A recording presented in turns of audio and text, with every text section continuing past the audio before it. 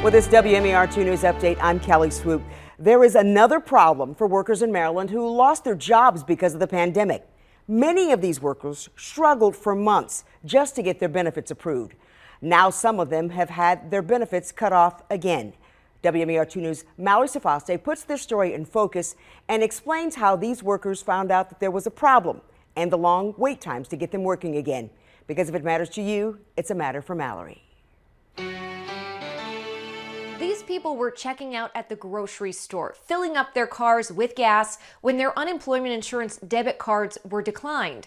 They didn't receive any kind of advance notice, and even after submitting the necessary documents, it can take the department weeks to reactivate those cards.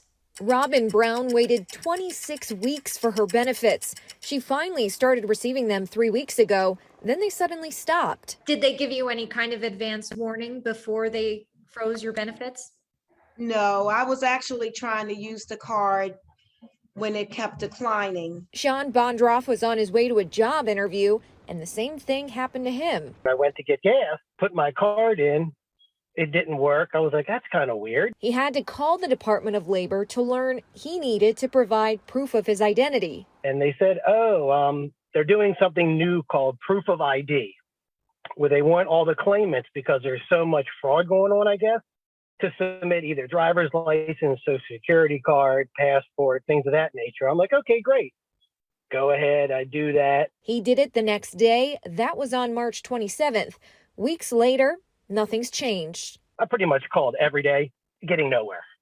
Nowhere at all. No one's looked at it. No one's reviewed it. They don't know when they're going to do it, anything with it, which is just upsetting. With all the stuff that they checked during the 26-week period, I can't imagine how 3 weeks after that, they don't know who I am. It's just not making any sense to me. Robin worked at a nonprofit for 21 years until she lost that job in September. She waited, she did what she was asked, but now it's the state delaying her benefits. It's very, very frustrating. I don't know another word to use, and it's really putting me in a bad spot. I have bills to pay. Back in February, Secretary of Labor Tiffany Robinson let us know they're bringing on a new vendor to automate this process. I would say in the coming weeks. But the contract still hasn't been signed. We asked the department why they would cut off cards without being able to quickly reactivate legitimate claimants' benefits, and why these accounts were frozen without prior notice. A spokeswoman told us if the department provided advance notice to these potentially fraudulent claimants and did not freeze their debit cards, fraudsters would be tipped off. The U.S. Department of Labor doesn't agree.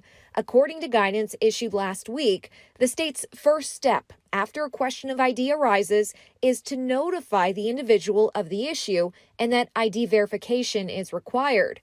And while the states can pause payments they've identified as potentially fraudulent, determination needs to be timely, meaning a determination must be made no later than the end of the week following the week in which the issue is detected. And if it's not, the state must continue to pay the claim, then issue a determination as administratively feasible after payment is made. The department said they've expressed serious concerns to USDOL about several of the provisions, and they will not be implementing the new guidance until they receive additional guidance and clarification. We were also told that Sean's claim was held up because he submitted scanned documents instead of photos, and Robin only submitted a social security card that they say was illegible.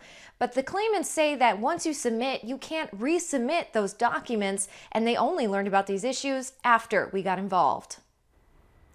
Thanks, Mallory. The Labor Department says it does need a photo of an original official copy of a document rather than a scan because it is easy to Photoshop scanned documents. Now, if you have a matter for Mallory, she would love to hear from you. You can email her at mallory@wmar.com. You can also find her on Facebook and Twitter.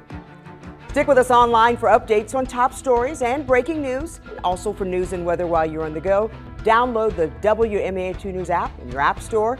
You can watch our live radar and get breaking news sent straight to your phone. This WMAR2 News update is sponsored by Jones Junction.